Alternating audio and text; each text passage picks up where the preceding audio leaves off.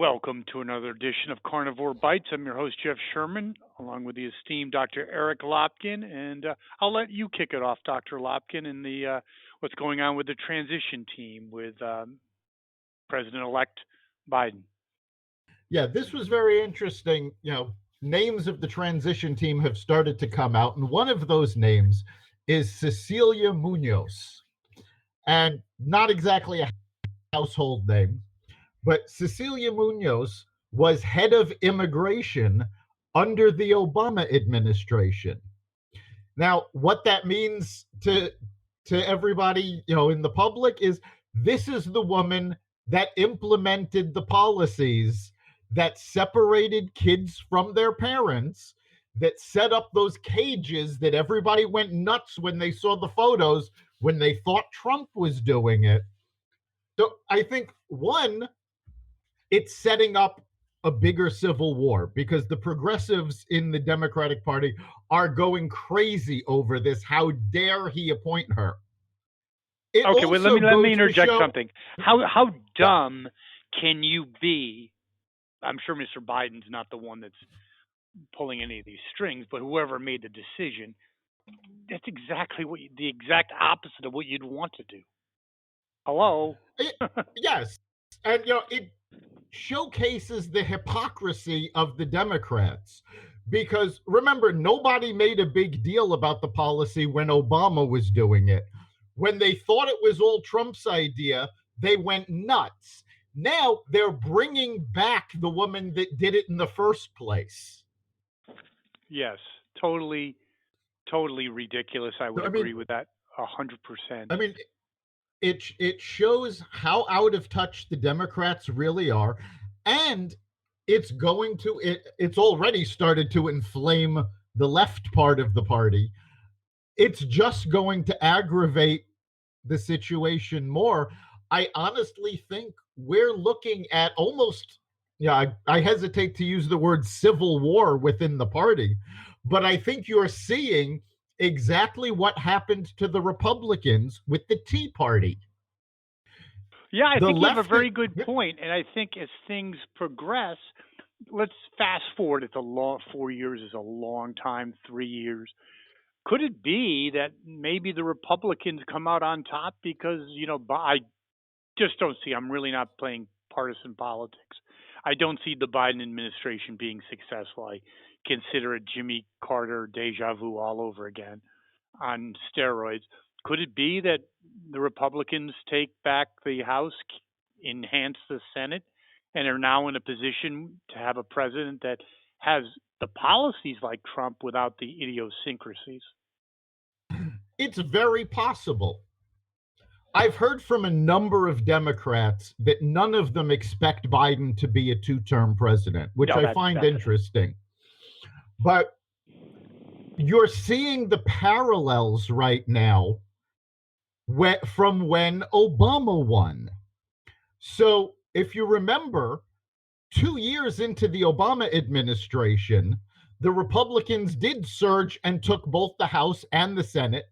They haven't given the Senate up yet, but I think in 2 years you're going to see them take the House back again. I would agree and with I that. think one of the reasons that you're going to see this is that the fighting is getting so harsh between the centrist part of the Democratic Party and the left part of the Democratic Party.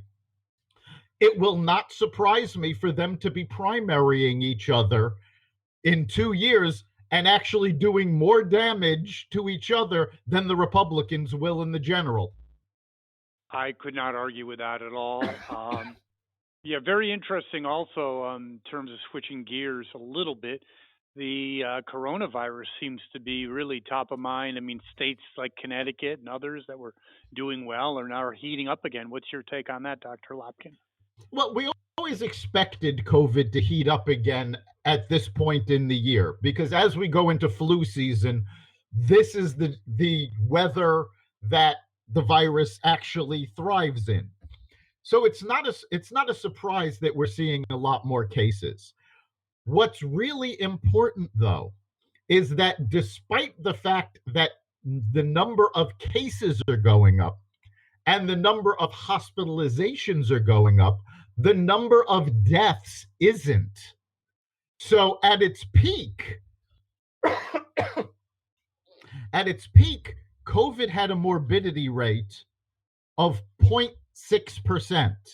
That means you had the average person had morbidity rate is, it had a 0.6% of somebody getting the virus and it becoming fatal.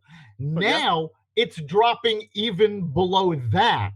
So even though we're seeing more cases, they're not as severe as they were, and we have 2 treatments for them. There's one treatment that's been approved for emergency use if you catch it early on. And then there's a second treatment that's been approved for general use if it gets severe. So we actually have treatments now. It's not as severe as it was earlier on. And then the vaccine looks like it's coming somewhat on board. Yeah, was that timing to wait for after the election? I think maybe yes. I doubt it.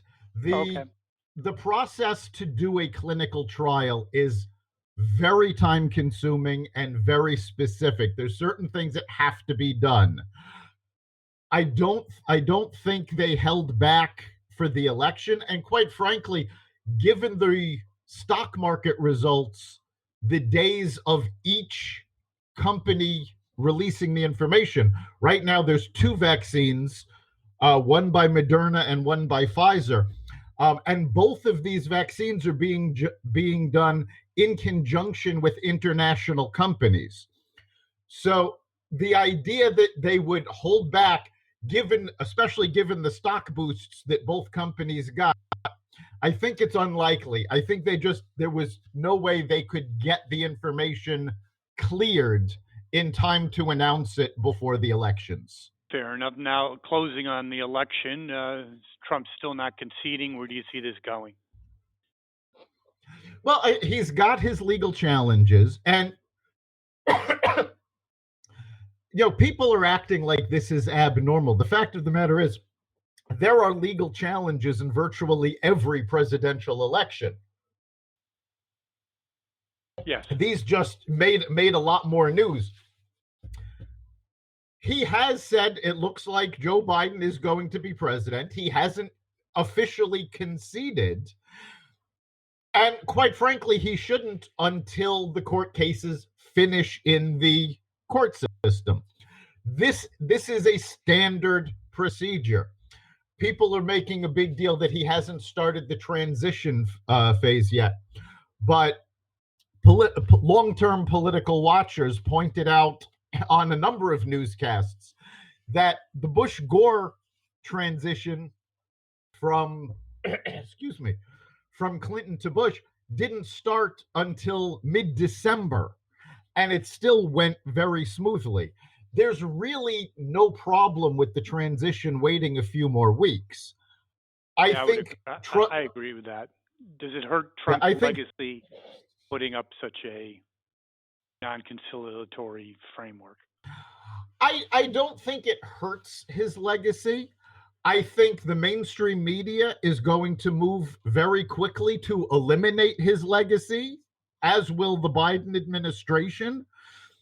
Trump's supporters are in favor of these court battles because the fact of the matter is you don't see numbers like this. You don't see amounts of fraud that went on a regular basis. And quite frankly, there were so many violations of poll watchers being thrown out, a shift in the numbers on election day, discrepancies in numbers of absentee and mail-in ballots. It should go through the courts. Now, even if all of the fraud is proven, at this point, I don't think the Supreme Court will actually be able to remove enough votes to overturn the election. So I'm pretty certain in saying, yes, Biden is the president-elect, and he's got his term coming up. But this is the process, and we do need to let it finish out. Agreed, and let's conclude on that, and we'll be back on Friday at 4 o'clock, and our listeners can join in for our live show.